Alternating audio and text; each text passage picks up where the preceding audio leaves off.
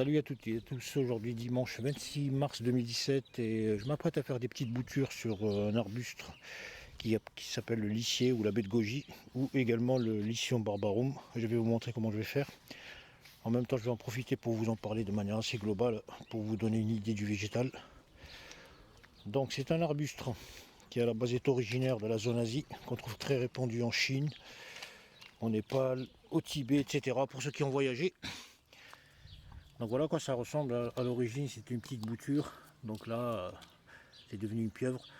Alors au sujet de ce petit végétal, hein, il est cultivé essentiellement pour exploiter son fruit, qui est la baie de goji, la baie. Donc c'est un peu similaire à l'argousier, à peu près à l'argousse, hein. C'est une petite olive, un petit fruit qui a la taille d'une olive, entre la cacahuète et l'olive noire, de couleur orangée assez prononcée ou rouge, très acide, donc très riche en minéraux, en protéines, vitamines, etc. Donc pour la partie technique, je vous laisse googler la baie de goji. Vous allez voir que c'est un arbuste très intéressant à avoir dans son jardin ou son potager. Donc très facile à cultiver. Donc pour commencer les sols, tout type de terrain, c'est vraiment un 4x4 increvable. On peut le mettre n'importe où, c'est pas la peine de d'enrichir le sol et de faire des préparations chimiques très savantes. Vous le mettez dans un sol, peu importe sa nature, et il va pousser.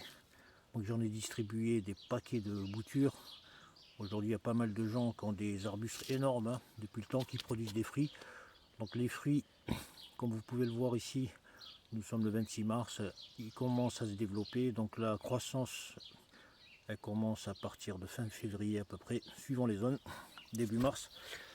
Donc l'arbuste, il a un développement assez particulier dans le sens où il a une croissance vertigineuse. Donc on est souvent pris au dépourvu lorsqu'on ne connaît pas le végétal. Donc il croît de cette manière, où il va développer sur les charpentières des rameaux tous les 4-5 cm. Donc ça part dans tous les sens. Donc à l'origine j'étais parti pour le palisser parce que c'est un végétal qu'il faut palisser impérativement, parce que si on le laisse croître comme il veut, il va partir dans tous les sens et ça va être vraiment le bazar. Alors imaginez-vous 15 pieuvres géantes entrelacées, ben c'est à peu près ça. Donc je vais vous montrer par exemple les rameaux. Donc ça ce sont les rameaux, les charpentières que je laisse. Donc au niveau des rameaux, vous voyez, tous les 4-5 cm ça va produire une branche. Ce sont des branches qui peuvent croître jusqu'à 2 mètres, 2 mètres 50, 3 mètres si vous les laissez. Voilà. Donc le but c'est de les organiser sur un palissage, déjà pour mieux orienter à la sève. Parce que les charpentières, là, les rameaux, il y en a des dizaines sur une seule branche. Donc ça pompe énormément de sève et au détriment de la production du fruit. Voilà, donc il faut couper tout ce qui va à l'extérieur et orienter ça de manière assez rectiligne et propre. Et en même temps, voilà, c'est pas lissé, c'est plus esthétique, c'est plus beau et on obtient de meilleurs fruits. Donc les fruits, à la base, ce sont des petites fleurs de 15-20 mm de couleur rose, violet. Voilà, ça part dans tous les sens. Donc il produit énormément de fruits. Mais il faut savoir que sur 100%, il y en a peut-être 80-85% qui aboutissent. Le reste, il est balayé par le vent, etc. Donc voilà comment ça part. Donc je l'avais taillé en novembre 2016. Et là, ça repart à la croissance. Donc les fruits ils apparaissent courant juin à peu près, de mémoire, juin. Voilà, très productif. Donc on peut les conserver, on peut les manger comme ça directement de l'arbre. Mais le mieux, c'est de les conserver. On les fait sécher donc sur une serviette ou un drap. Une fois qu'ils sont bien secs, comme des figues sèches, hein, on les met en boîte et on les consomme. Donc il y a pas mal de profit à tirer de ce fruit. C'est comme l'argousse, hein, pratiquement. Très riche, quoique l'argousse, en termes de vitamine C, c'est le top niveau, il n'y a rien qui la dépasse. Voilà, j'ai un petit argoussier là-bas, je vous montrerai plus tard.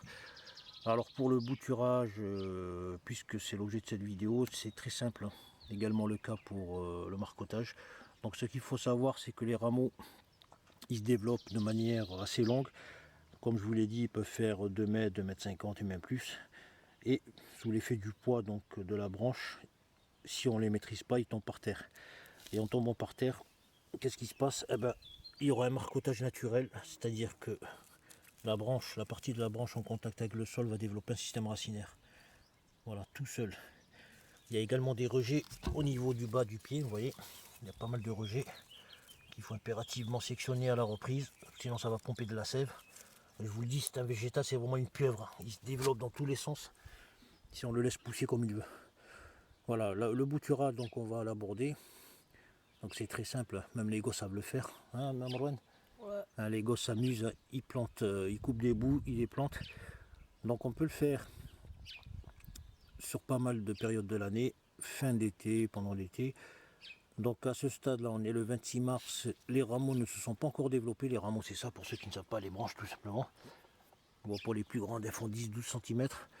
Le mieux, c'est d'attendre vers avril que les rameaux soient un peu plus grands, mais on peut le faire aussi sur des vieilles branches de la saison passée. Par exemple, si je sectionne cette branche, vous voyez qui est dure, c'est du bois de l'année passée, ça. Je le sectionne à 12 cm, ça va produire un arbuste. Mais on peut le faire avec des rameaux frais de l'année. Donc comme ils sont encore petits, on peut attaquer voilà, ces branches par exemple. Voilà, peu importe, que ce soit du vieux bois ou... Voilà, ce rameau, il est potable. Donc ça pousse très très vite. Alors en termes de sol, c'est vraiment le 4-4, hein, il s'adapte à tous les terrains, il n'a pas besoin d'enrichissement, que dalle. Donc j'ai donné pas mal de boutures qui sont devenues d'énormes bêtes. Hein. J'ai pas mal de gens. Il y en a certains qui produisent des fruits, d'autres pas encore.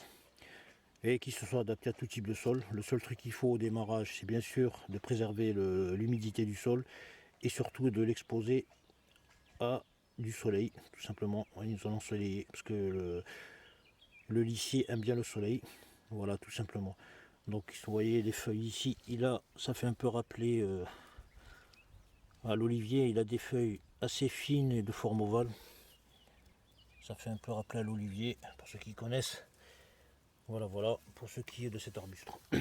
Voilà, là devant vous, vous avez une bouture de l'année passée, donc de avril-mai 2016. Vous voyez, c'est adapté, elle fait à peu près 50 cm de haut. Donc c'est vraiment increvable. Pour la rater, il faut vraiment y aller de bonne volonté. Donc c'est un arbuste épineux. Vous voyez, il développe des épines d'environ 15, 20, 30 mm. Voilà. Ça c'est la croissance de l'année, vous voyez. Là déjà, sur ce petit arbuste qui croît plus vite que le plan mère. Voilà, j'en ai d'autres boutures de l'année passée également. Toujours une hauteur de 50 cm, il a une bonne croissance. Vous voyez, depuis donc février, fin février, il y a pratiquement 12 cm ici, à peu près 9-10 ici, donc ça croît très vite. Et c'est increvable, comme je vous l'ai dit. Et là, j'en ai un ça c'était de l'année passée, de 2015. Donc je l'ai taillé pas mal de fois. Je l'avais mis comme ça pour rigoler, mais finalement, ça va trop vite. Donc j'en avais mis un paquet. Donc je distribue les boutures, hein. Je ne garde pas, un seul pied me suffit.